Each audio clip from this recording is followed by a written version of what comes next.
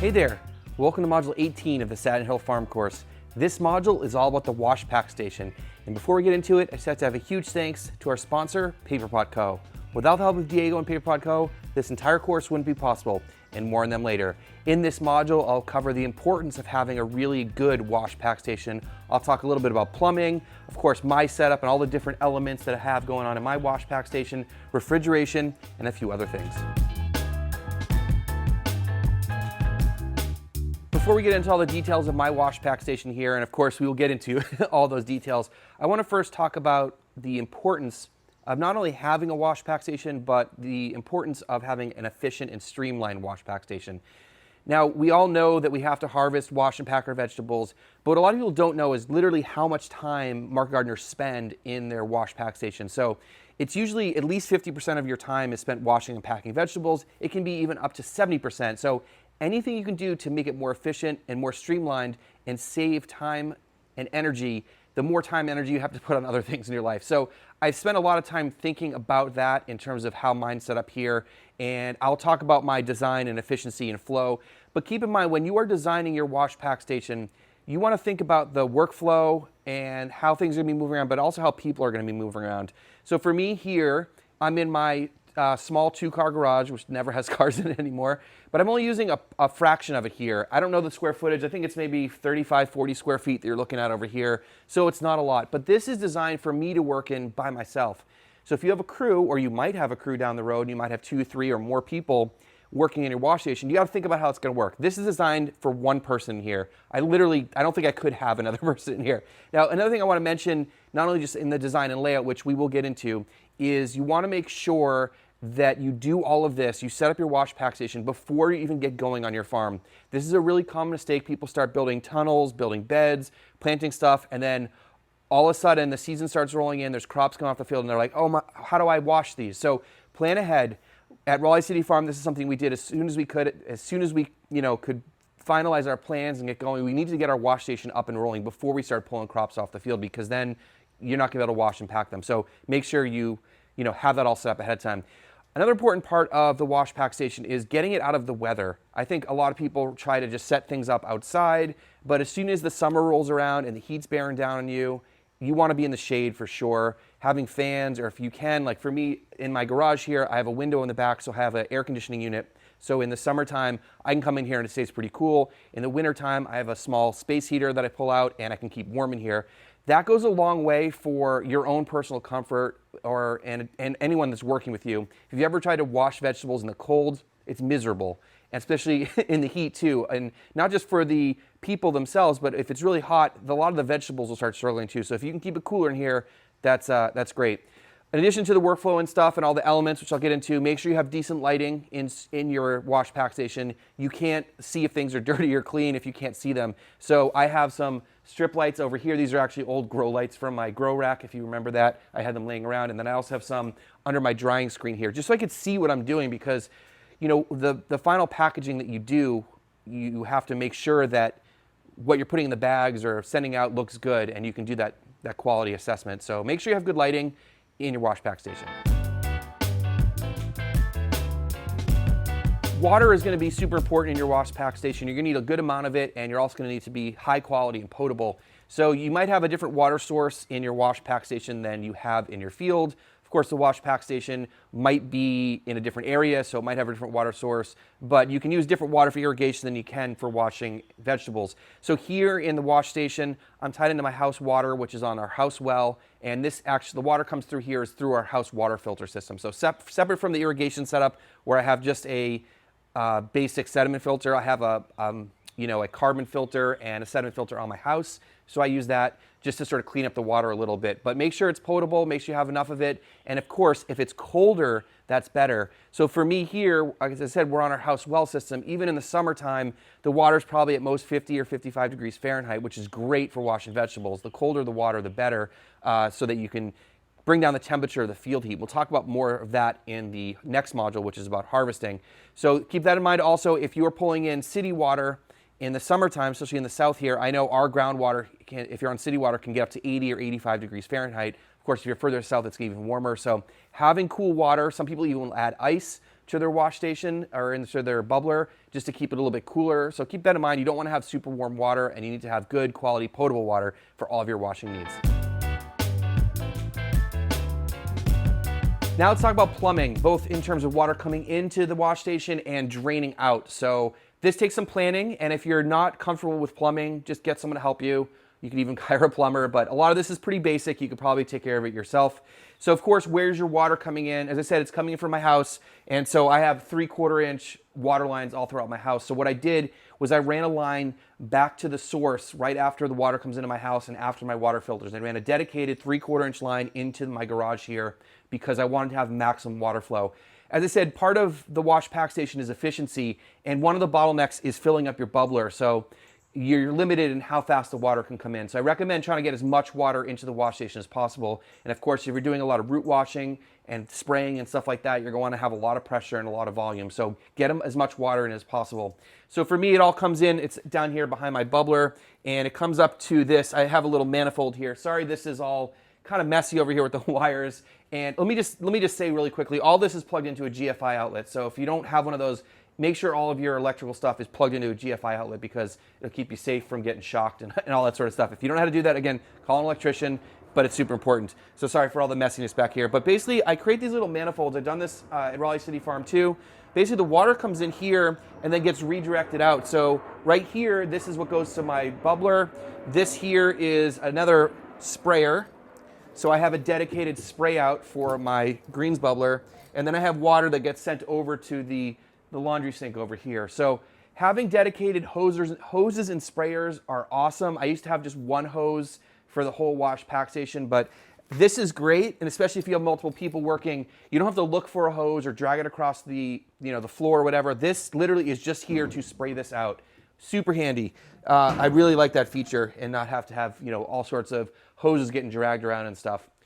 All right, so let's talk about the drainage. So for me, I have 3 elements that had to have drainage because I'm focused on washing greens in here mostly. So I have a greens bubbler, we have the salad spinner, and then we also have over here the laundry sink. And so these are all tied into one common drain system. And so we're using a 2-inch PVC drain that they all tie into, which has been working great. Having a big drain is super helpful because one of the bottlenecks, as I mentioned, is the greens bubbler in filling that up, but also draining it. So the faster you can drain the greens bubbler, the faster you can refill it. So I wanted to put in a big drain. And so all this is tied into just 2-inch PVC. I made a detailed video about this when we built the wash station, which I'll leave linked down below if you want to see all the details. If you need help with plumbing, hire a plumber or get a friend to come over. A lot of this is pretty simple, but just think about where all the water is going to go. And of course, the wider the drain, the faster it'll drain, but also the less likely it'll be to clog, which is super important. If you have chunky stuff or bits of lettuce or whatever that winds up getting down the drain, it won't get clogged because you have a nice big opening. And one addition to that is with this whole system is that I added a vent over here, and this is just tied in. This is an open piece of tubing that's tied in the bottom of the T, and that allows the water to flow very quickly. So just like with regular plumbing, if you have a vent in there, it allows smooth drainage. And so we put that in, and the drainage works great. But one thing I just want to show you, which is interesting, we have a garage door here, and as I mentioned, we also don't have a floor drain. So let me show you this little workaround and how I made it happen to get the water out of here. Originally here at the farm, I used one of those flat lay hoses that opens up when it fills up, and I just ran under the garage door. It worked okay. Sometimes it would take some finessing, and I wanted a better solution for 2 reasons.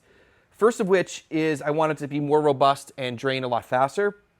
But also, I was dumping all the water into my driveway here, which is winding up in one of our garden beds in front of our house and killing everything because you have to think out where the water is going to go.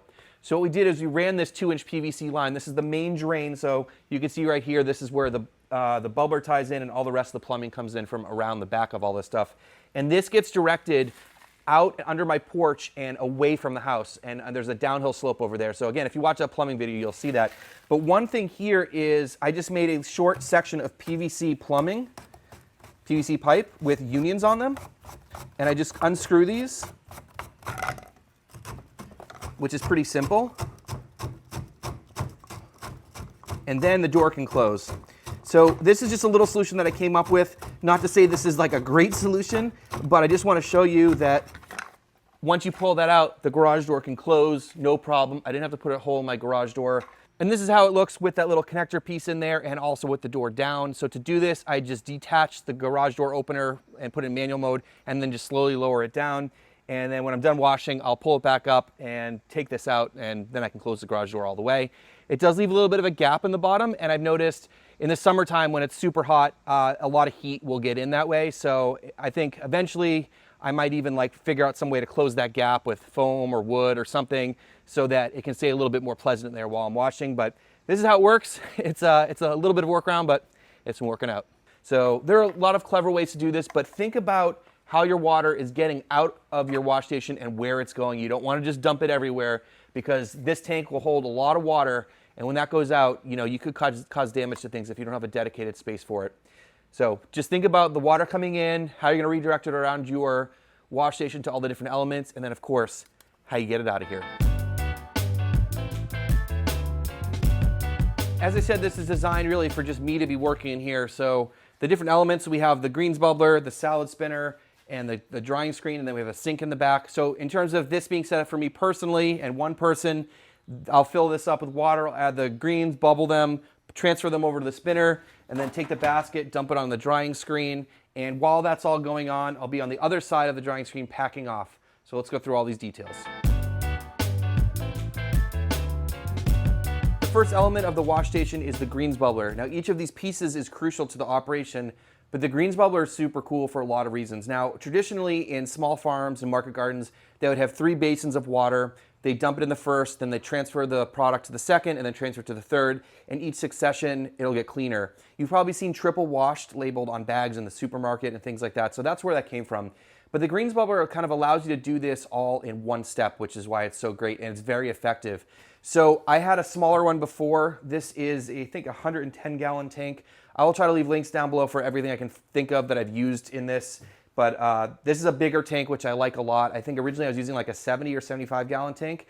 But having a bigger tank allows you to wash more at once. But even if you put in the same amount on every rotation, it allows more action and allows the greens and stuff to move around more and get clean better. So this is fantastic. Now, a couple things about my bubbler.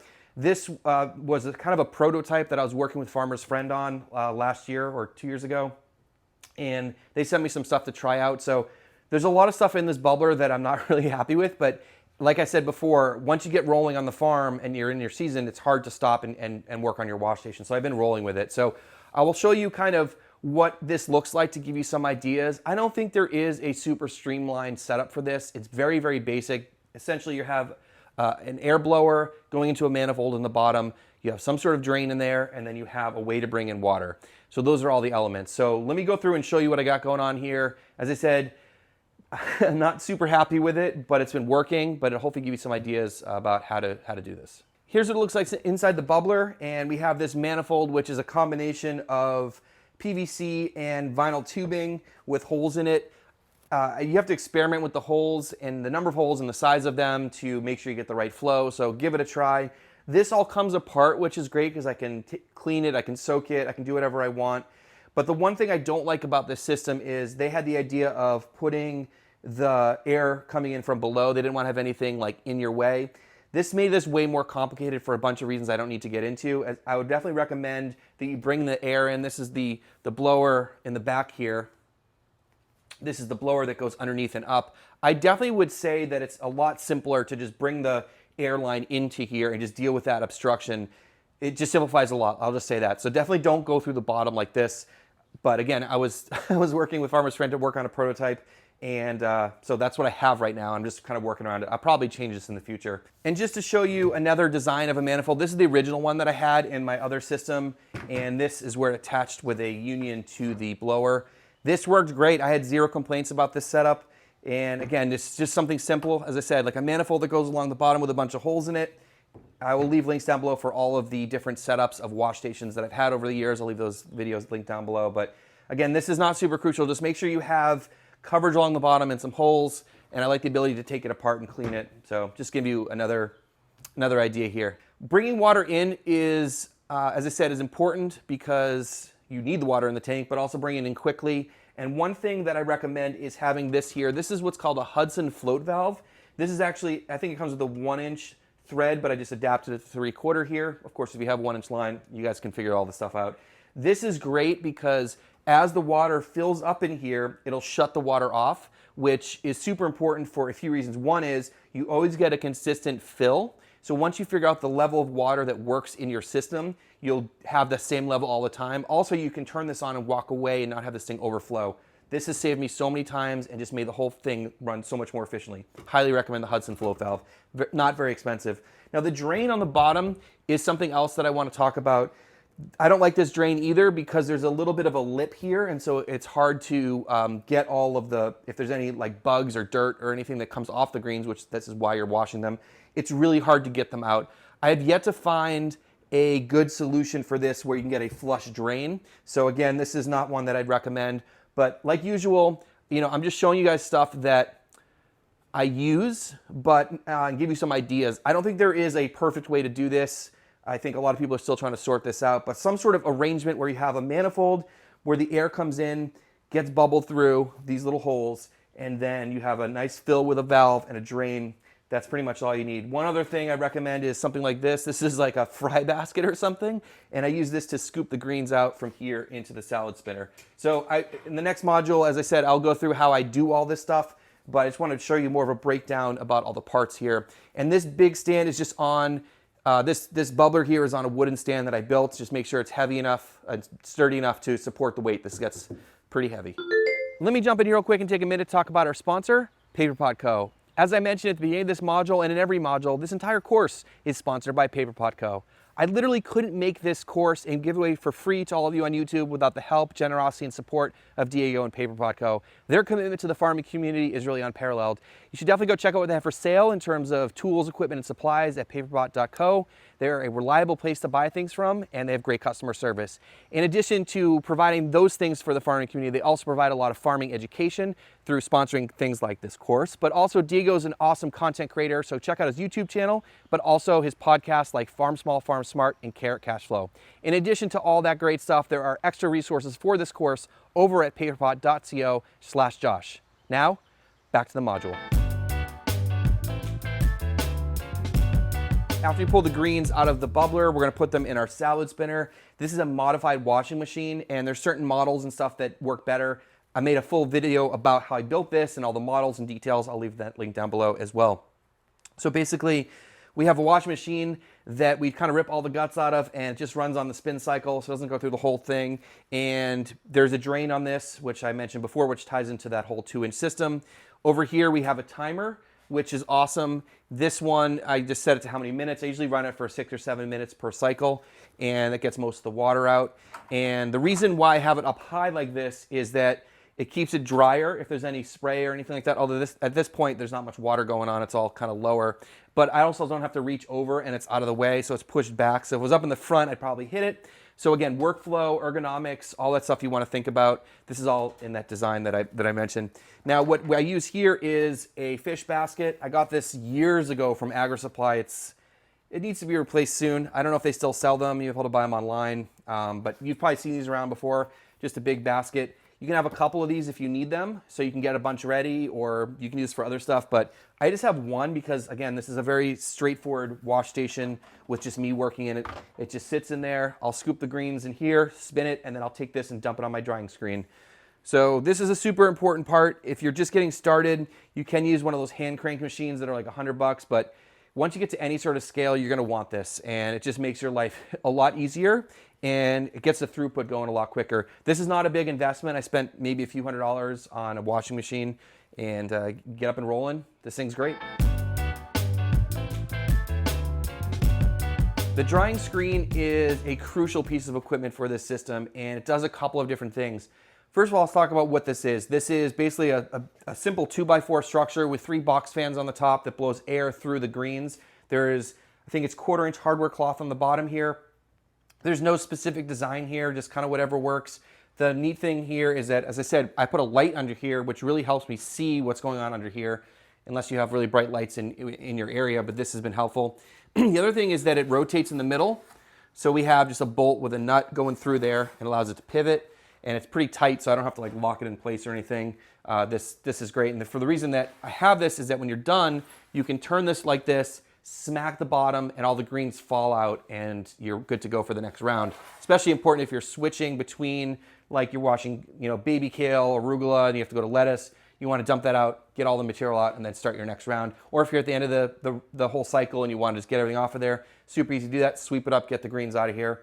Now, this doubles for two things. First of all, it gets the water off, and that's, again, helps with keeping the greens to last a lot longer.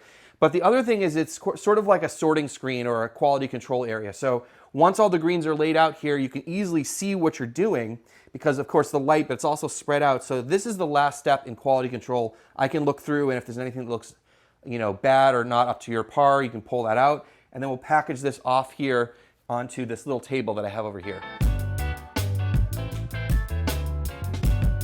You'll need some sort of table to package things on and just store things for a moment. And this little table has been more than enough for me here. I think having a slightly larger table would be helpful in some situations, and I'm constantly using other surfaces and stuff, but I had this laying around, and it's stainless, so it's easy to clean.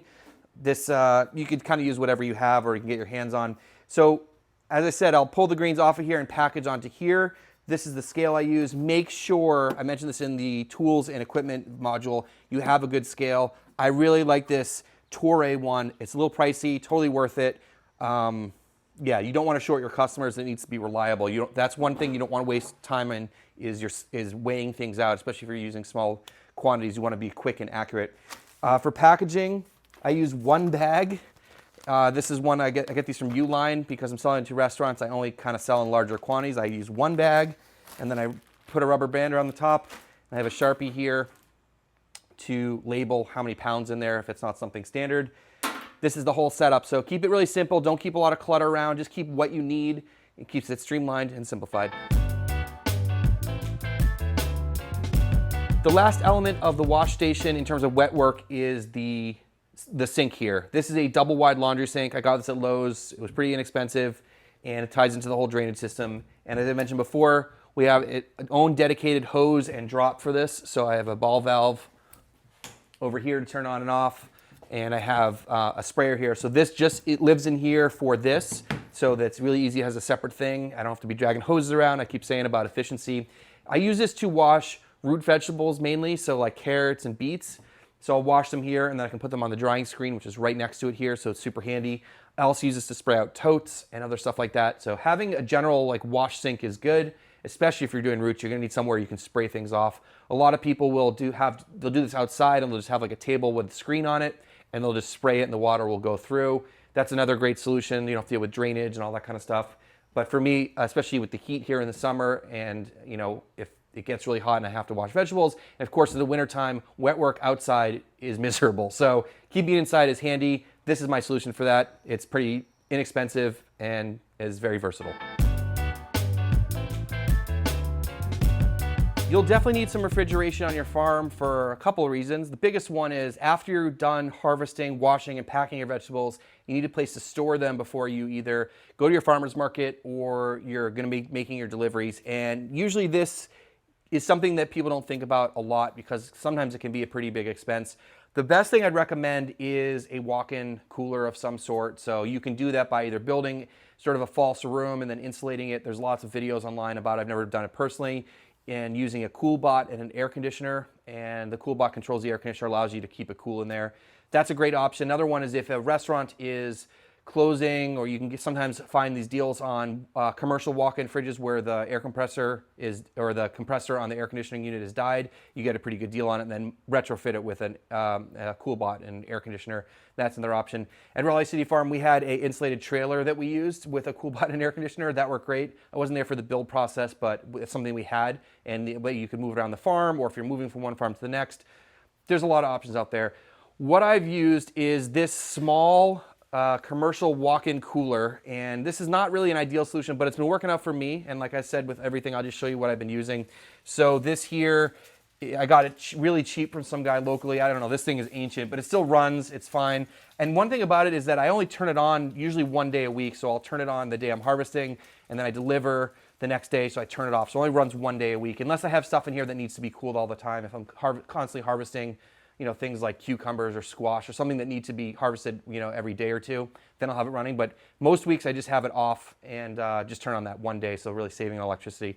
Two things this is good for, of course, after you're done washing and packing your veggies, you need to store it in here. But also when you're coming off the field and you're doing all your harvesting, so for me, I don't have a crew here, so I do all my harvesting and then I wash. The nice thing is I can move all these shelves around and stuff.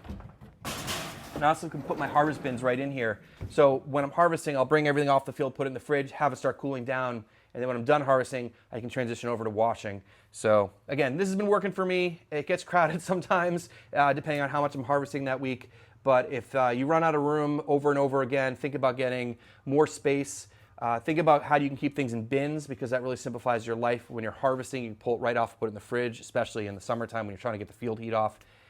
If this farm got any bigger than this, I'd probably have to invest in another one of these or maybe another solution. But for now, this has been working. Just want to show you what I have going on at the farm here. This is also a really cool piece of equipment in the wash pack station. This is just a wire rack on wheels. And this is what I used to use for my grow lights and doing microgreens and starts in here before I had a nursery. And it doesn't have to be this size. This one is a 2 foot by 4 foot wide one. I kind of think the bigger the better, but the best thing is that it's on wheels and it has a lot of different shelves on it, which is fantastic. So what I use this for is generally after I wash my root vegetables and I put them on the drying screen for a few minutes, they'll go on here to continue drying while I wash my greens. And so it just gives me more time for them to dry out, and then I can pack off of it pretty easily. So I'll just lay out carrots or beets on here and kind of let them dry. If you are a little bit more in a hurry, I think one cool thing would be to put a couple fans on the top here to try to blow some air through, give you just extended drying space as you're doing that. But this is fantastic, gives you a lot of flexibility. And I want to make one other point here is that if your wash pack station is, you have a poured floor, cement floor, something like that, anything on wheels is great because you can move things around, especially at different times of the year when you're harvesting different kinds of vegetables, give you some flexibility. Something like this, if I had a bigger wash station, I'd probably have a bunch of these. They're super, super handy. Well, hopefully this gave you some good ideas if you're looking to build a new wash station or maybe improve your efficiencies and workflow in your current wash station. If you have any questions, there'll be a live stream on Monday at 3 p.m. Eastern. And if you're curious about how this all works, the next module, module 19, which is the last module of the course, will be all about harvesting, washing, packing, and selling. Hope to see you there.